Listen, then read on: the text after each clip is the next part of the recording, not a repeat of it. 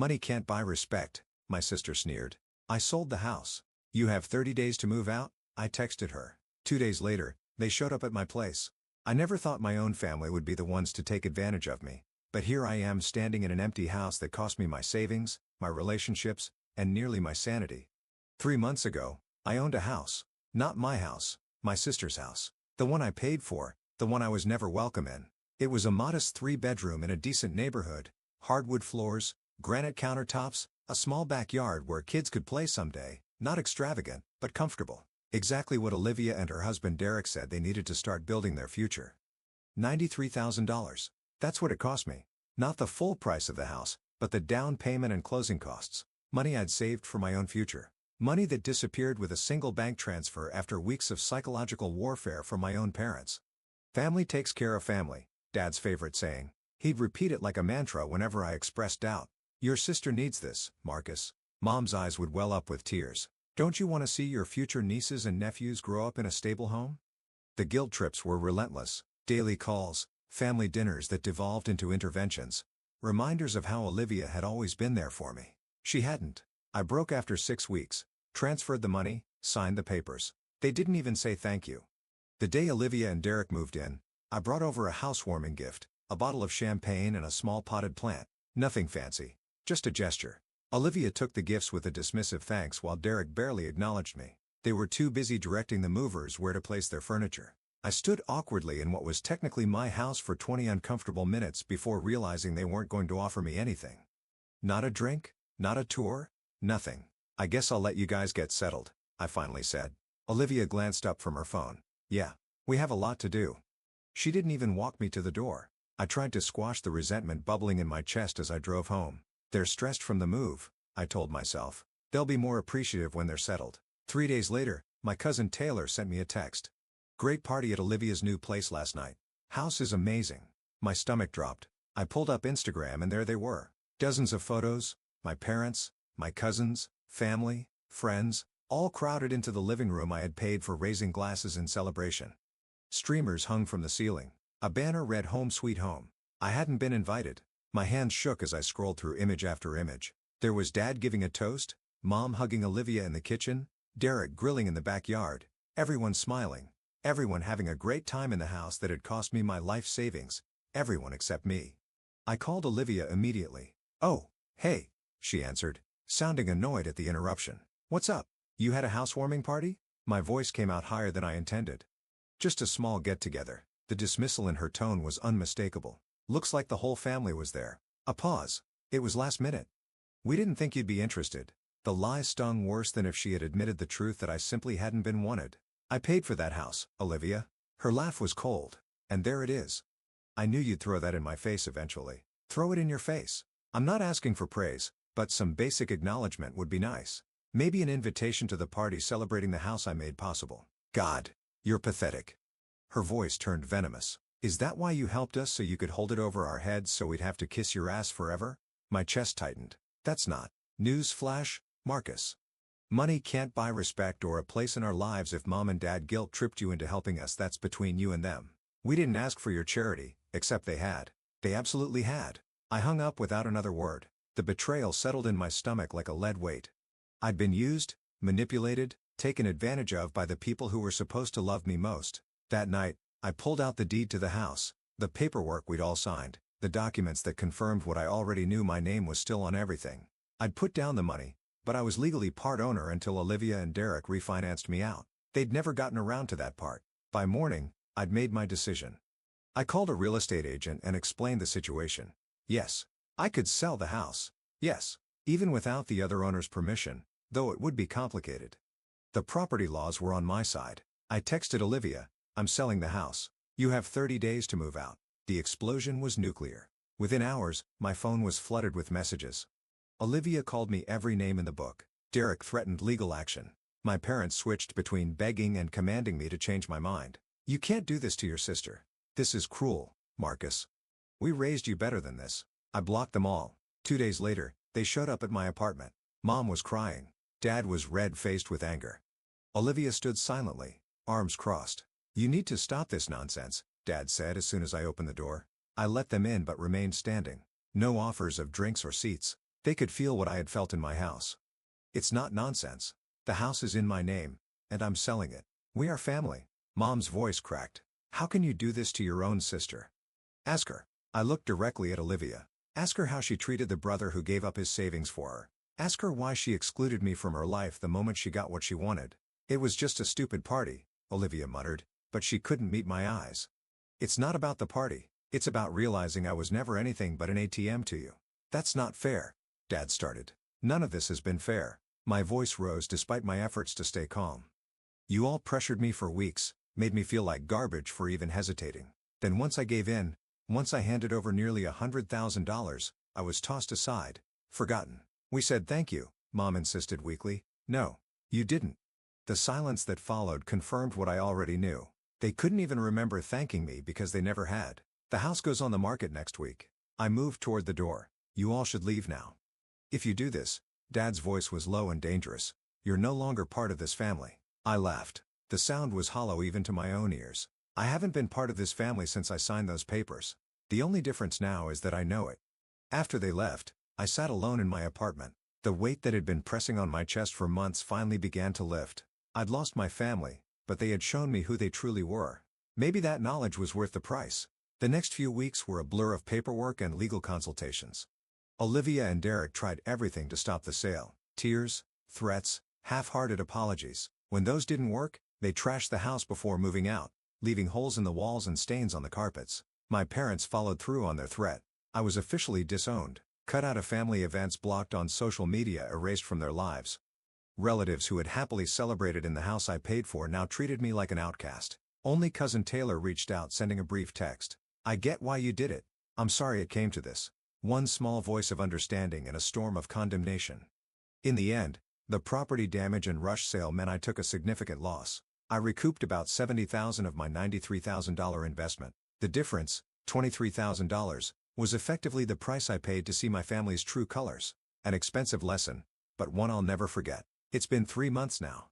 I'm slowly rebuilding my savings, starting over in many ways. Some nights I still wake up wondering if I made the right choice, if there was another path I could have taken. But then I remember Olivia's cold laugh. Money can't buy respect, she'd said. She was right about that, at least.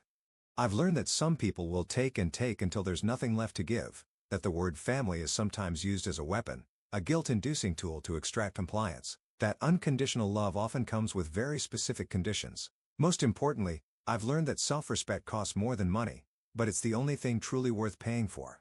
To anyone faced with the same impossible choice between financial security and emotional freedom, I can only offer this. The money will return, eventually.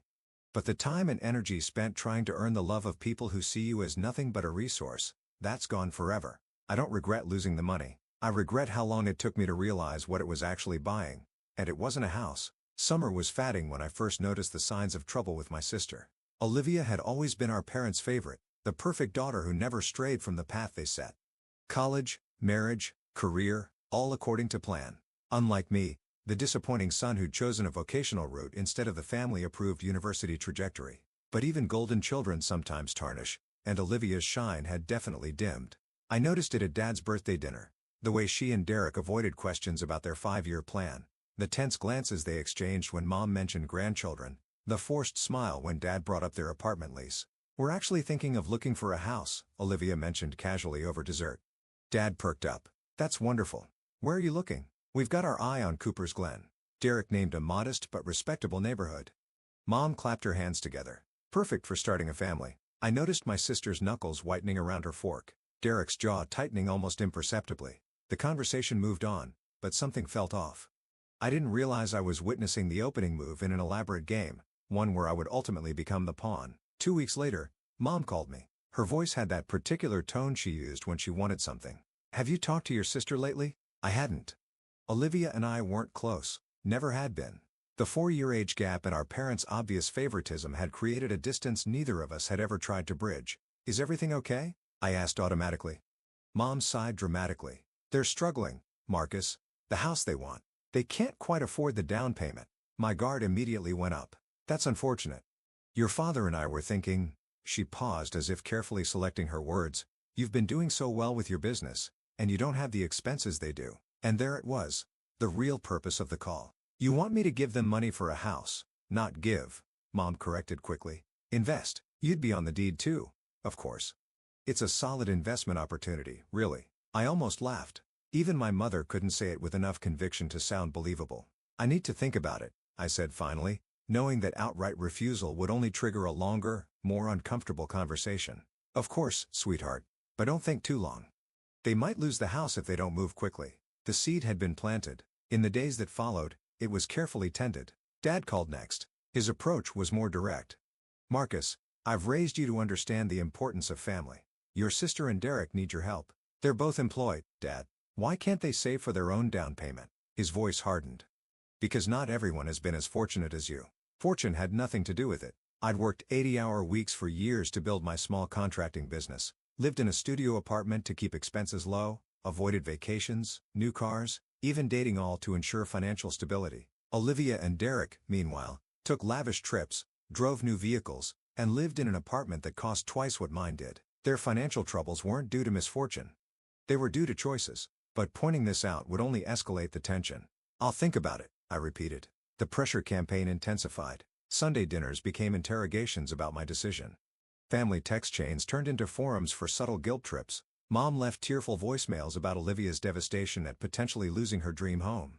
No one seemed concerned about my dreams, about the fact that the money they wanted me to invest was meant for my own future home, for the security I'd worked so hard to build. 6 weeks of this psychological siege wore me down. Each day, my resistance weakened.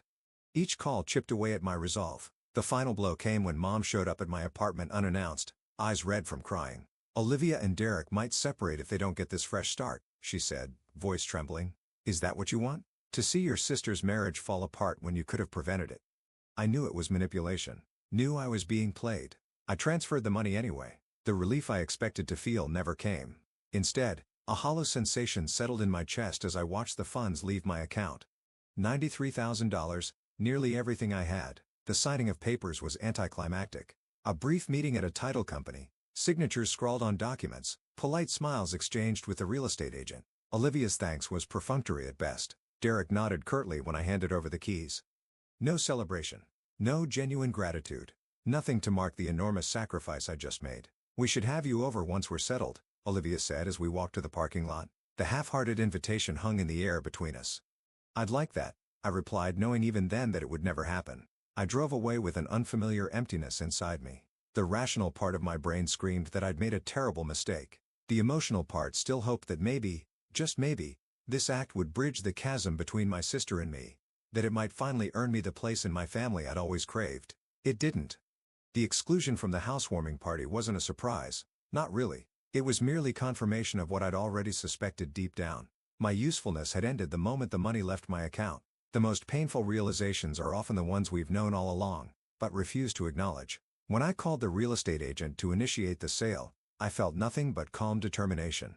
The chaos that followed, the angry calls, the family showdown in my apartment, the threats of disownment washed over me like waves against a rock. I had finally found my immovable center. You won't really go through with this, Derek sneered during their final week in the house. He was supervising the movers, making sure they handled his precious electronics with care. You don't have the spine.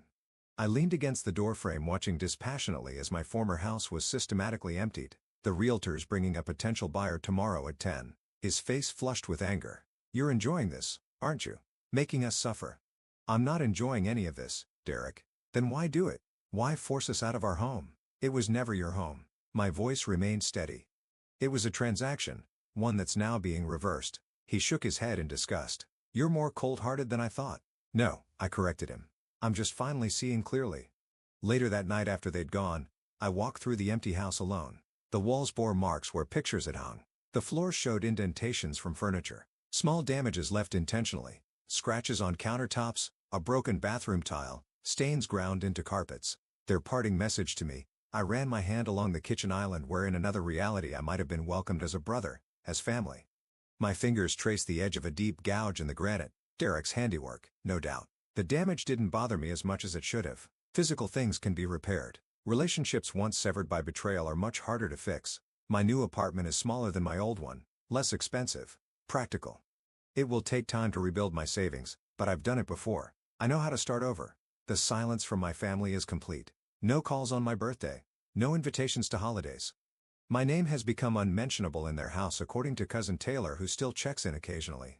I expected to feel more pain about this excommunication. Instead, there's a strange sense of peace. The constant need to earn their approval to prove my worth, it's gone. The space it left behind feels lighter than I ever imagined possible. Last week, I passed Olivia in the grocery store. Our eyes met briefly across the produce section. For a moment, something flickered across her face. Regret perhaps, or maybe just surprise. I nodded politely and continued selecting my apples. She turned away first.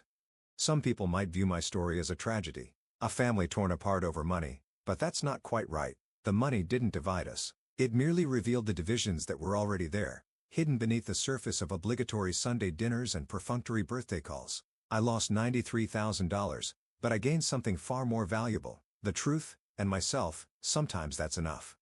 If I could go back and give advice to my younger self, the one standing in that title company, pen hovering over documents, doubt knowing at his insides, I'd say this: true family doesn't need to be bought. Love that comes with conditions isn't love at all. And sometimes, the most courageous thing you can do is to walk away from people who only value what you can give them, not who you are. The hardest lesson I've learned is that blood doesn't guarantee loyalty, and sacrifice doesn't ensure gratitude. Real family, whether related by blood or formed through genuine connection, respects your boundaries, acknowledges your worth, and never makes their love contingent on what you can provide. I lost money I can earn back, but I gained wisdom that's priceless, and that has made all the difference.